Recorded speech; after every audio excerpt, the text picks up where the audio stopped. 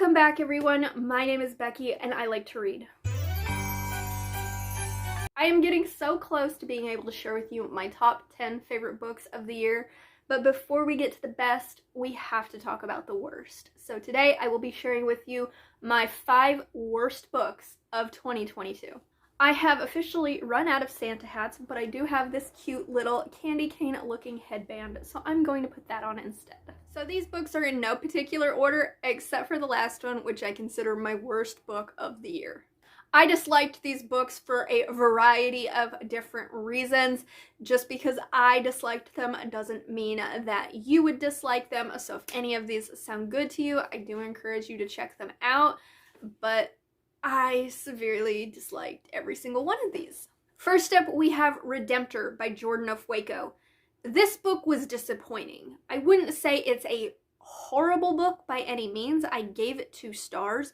It was just disappointing, and for that reason, it's one of my worst books. I absolutely loved Raybearer. It was one of my favorite books from last year, so I was really excited to read the sequel. However, the sequel was so disappointing. It was so rushed, in my opinion. Several of the plot lines just didn't connect cohesively for me, and then there were plot points that we spent too much time on, and then there were plot points that we didn't spend enough time on. I didn't get that connection to the characters that I got from the first book. I didn't feel like any of their relationships were as strong in book 2 as they were in book 1. So I just hated this book, unfortunately, which is so sad. So I just choose to think of Raybearer as a standalone because this wasn't good for me. Next up is a children's book.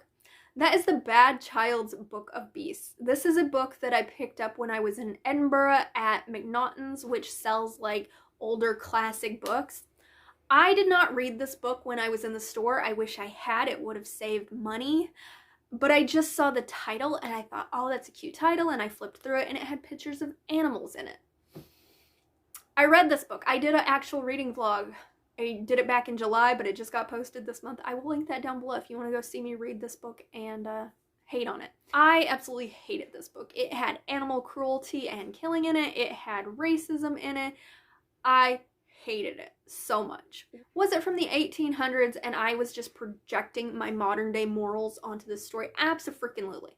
But that still did not detract from the fact that I absolutely hated this book. Next up is The Undertaking of Heart and Mercy. I thought I would love this book because I thought it was a historical fantasy romance, and it's not. It's much more just a fantasy romance.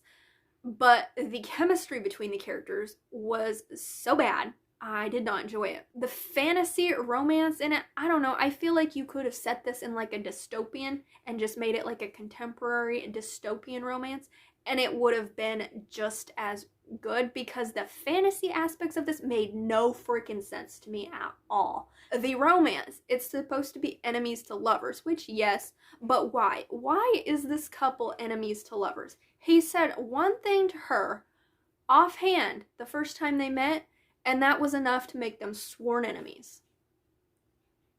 Good God. And then they start receiving letters from each other anonymously, and through that they get to know each other better, and they start to realize that they like this person who they have no idea who it is. But then he figures out who it is, and he is still like, oh no, I can't have anything to do with that woman.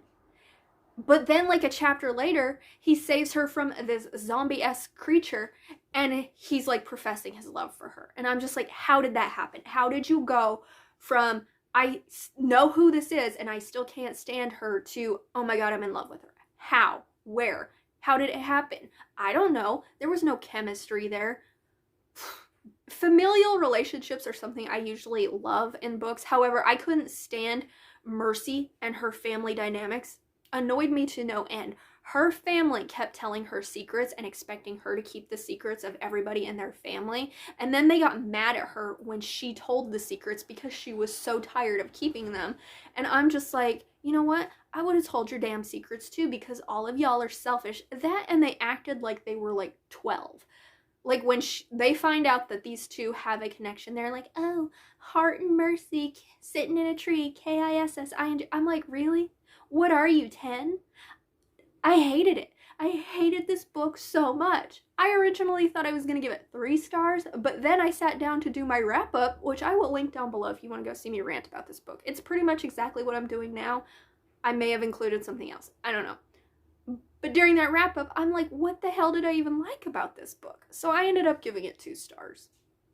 Did not enjoy it. I'm really glad that I didn't spend the money to buy a Fairy Loot edition of this, because even though the Fairy Loot edition of this book is so pretty, this book was so awful. Next up is Broken Sparrow. This is a contemporary, like, motorcycle club romance. I thought I would really enjoy it. This is about a woman who is escaping an abusive relationship, so she and her daughter are on the run. She stops to fill up for gas and she realizes she doesn't really have a lot of money, so this biker sees her and he feels sorry for her. He ends up helping her out and giving her his phone number and being like, hey, if you ever need help, give me a call, whatever. So, lo and behold, a couple chapters later, she needs help. Who does she call? This biker guy. Not kidding you, this book took place in 2 days. And she went from not knowing who this man was to professing that they would be together for the rest of their lives. Meanwhile, she's trying to escape this abusive relationship. It's like, honey, you don't even know this freaking man. Yeah, he might be willing to help you, and he may seem nice now, especially because the previous relationship you were in, when you first met the guy, he was great, and then he started being abusive. So why the fuck are you falling in love with this man who you just met, who seems like a great guy? You've known him for 2 fucking days! And you're a single mom, and you're allowing your daughter to connect with this man. Oh, I'm like, no. Absolutely fucking not. I gave this book 1.5 stars because I hated it so much. I just could not get. I hate insta-love, but 2 days? This book wasn't even that long. Like, why didn't you just make this a novella if you wanted it that quick? Because this was awful, and they had no chemistry. And the smut wasn't even good either. I hated it. And you would think with that much passion that that would have been the worst book I read, but it wasn't. The next one I don't have so much passion and hate for. It was just ridiculous. And that is Full Sack by Layla Faye. I did binge read the first 5 books in her Monster Erotica series for Halloween. I will leave that vlog linked down below. I enjoyed most of those, so I thought I would enjoy this one. This one is her Thanksgiving themed one. And I was okay with this for the longest time.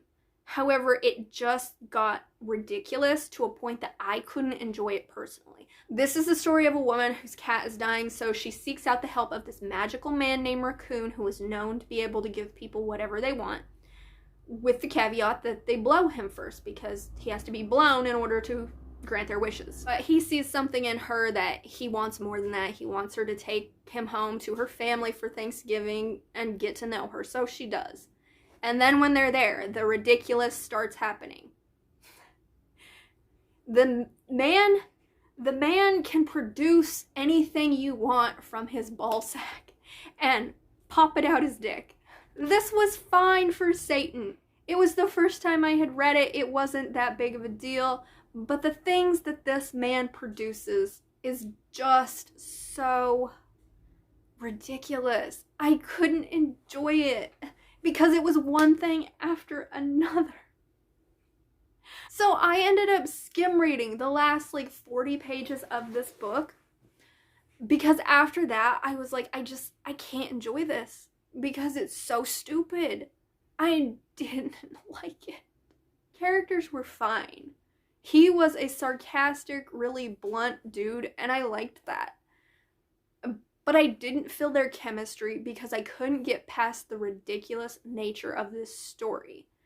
The smut, if you like oral smut, this has got it for you. But it was just, it was too much for me. It was trying too hard for me. So I don't have like this passionate hate of everything about this book, because I did really like the characters. It was just so over the top that I couldn't enjoy it. At least Broken Sparrow, I got through that stupid thing and I didn't have to skim read it. So those were my 5 worst books of 2022. Let me know down below if you've read any of these books and what your thoughts are on them. So until my next video, where I will be much more positive, thank you guys so much for watching, and read something great for me. Bye.